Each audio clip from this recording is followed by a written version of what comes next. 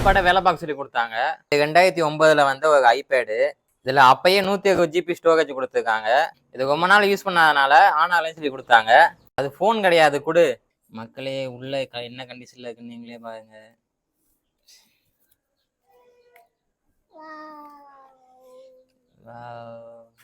இந்த ஸ்டிப்பெல்லாம் வந்து கழட்டி ஒண்ணும். ஹார்ட் டிஸ்கை சுற்றி தான் நிறைய டஸ்ட் இருக்கு. ஃபர்ஸ்ட் நம்ம அதை க்ளீன் பண்ணிக்குவோம்.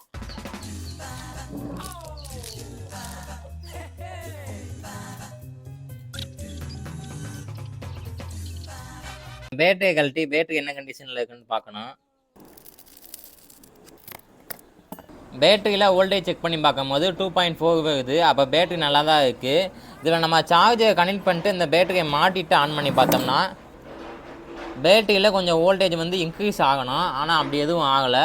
அப்போ இந்த சார்ஜர் போட்டு ரிப்பேராக இருக்குன்னு அர்த்தம். ஃபஸ்ட்டு இந்த பேட்டரிக்கு நம்ம எக்ஸ்டர்னலாக சார்ஜ் போட்டு பார்ப்போம். சார்ஜ் போட்டுட்டு இதில் மாட்டிட்டு ஆன் பண்ணி பார்த்தோம்னா ஒருவேளை ஆன் ஆகிடுச்சுன்னா நம்ம சார்ஜர் மாட்டிட்டு சார்ஜ் ஏறுதா இல்லையான்னு தெரிஞ்சுக்கலாம். இப்போ 3.13 சார்ஜ் இருக்குது. நம்ம 3.7 வரைக்கும் சார்ஜ் போடணும்.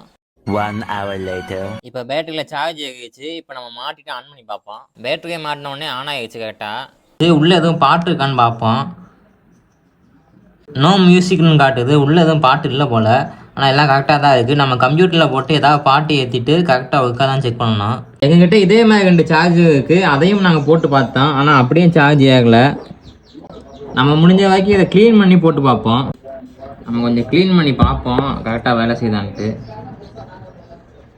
A few moments later. இந்த இடத்த க்ளீன் பண்ணியாச்சு. இப்போ நம்ம போட்டு சார்ஜ் ஏகுதான்னு பார்ப்போம்.